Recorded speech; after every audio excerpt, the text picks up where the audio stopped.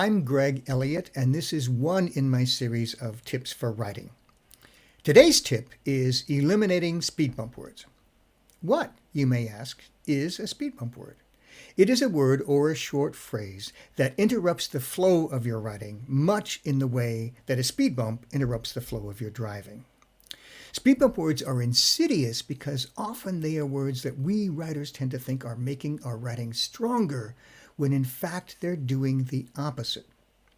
They can occur at the beginning or in the middle of a line. They are most often found in your dialogue, although they can also be in your prose or, if you're a screenwriter, in your action lines. A speed bump word at the beginning of a line is much like a track star at the beginning of a race. If that star stumbles out of the gate, that race is probably not going to go well. And if your writing starts with a speed bump, the same thing might be true.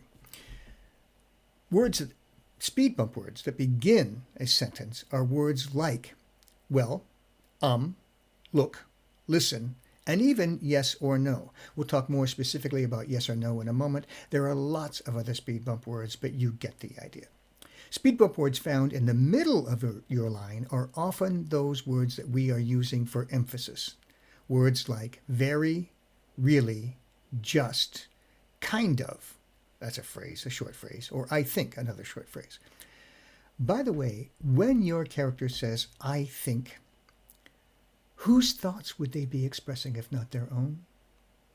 There are lots of other middle of the line speed bump words, but you get the idea. Let's look at an example.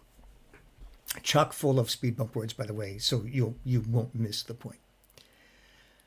Well, look, I just think if you'll listen to me, you'll really see that I'm right. Or, if you listen, you'll see I'm right. The shorter line is more powerful, mostly because those extraneous words are gone.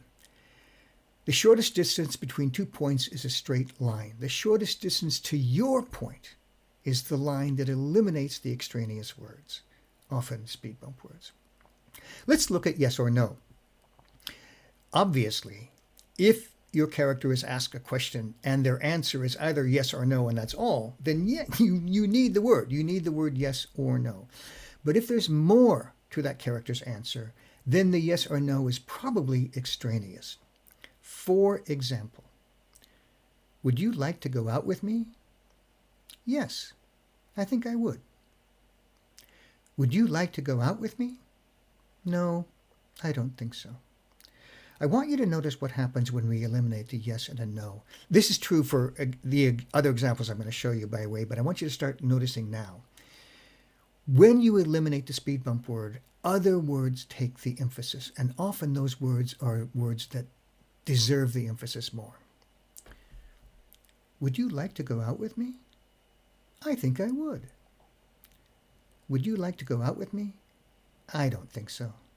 Notice, again, it's subtle, but notice the difference. Without the yes or the no, the line reads differently. Let's look at another example of exactly this point.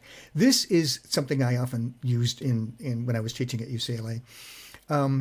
This is a horror story full of cliches, but it still emphasizes the point that we're about to make.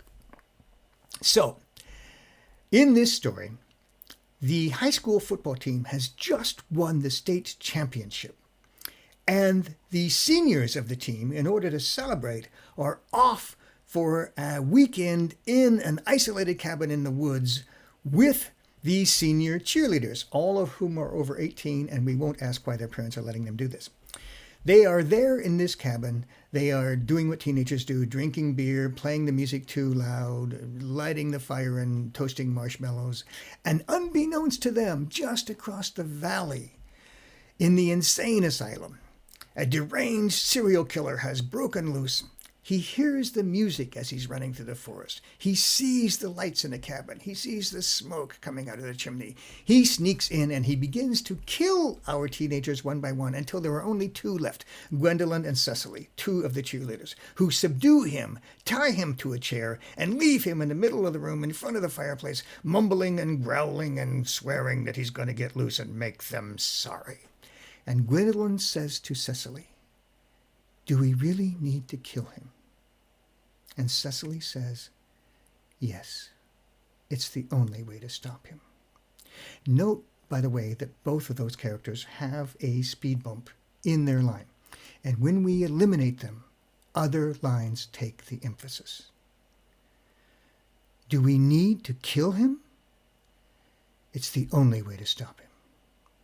The lines are more powerful without the yes and without the really. Okay.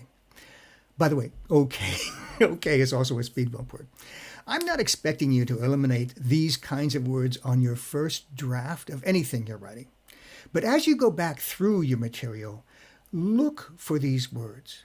By the way, there are always exceptions to every single thing I'm going to tell you. There are times when a speed bump word, well, for example, or is exactly what you want because that character is stumbling. So there are going to be times when when speed bump words are perfectly good words, but not always and not often. Look to see how many you can eliminate. And here's what to try. Take them out. Read the line out loud. If you like it better, leave them out. If you think you wanted one or two, put them back in. Okay, there's another speed bump word. There are longer examples of speed bump words and what it looks like with them and what it looks like without them on my website, which is Greg Elliott Writer, Gregelliot Writer. There's another Greg Elliott who spells his name differently, who's also a writer. So, Greg Elliott Writer, Gregelliot. Also, if you're interested in knowing who I am and why I should be giving advice to writers, there's a short little thing called About Me, also on the website. Keep writing, and I'll see you next time.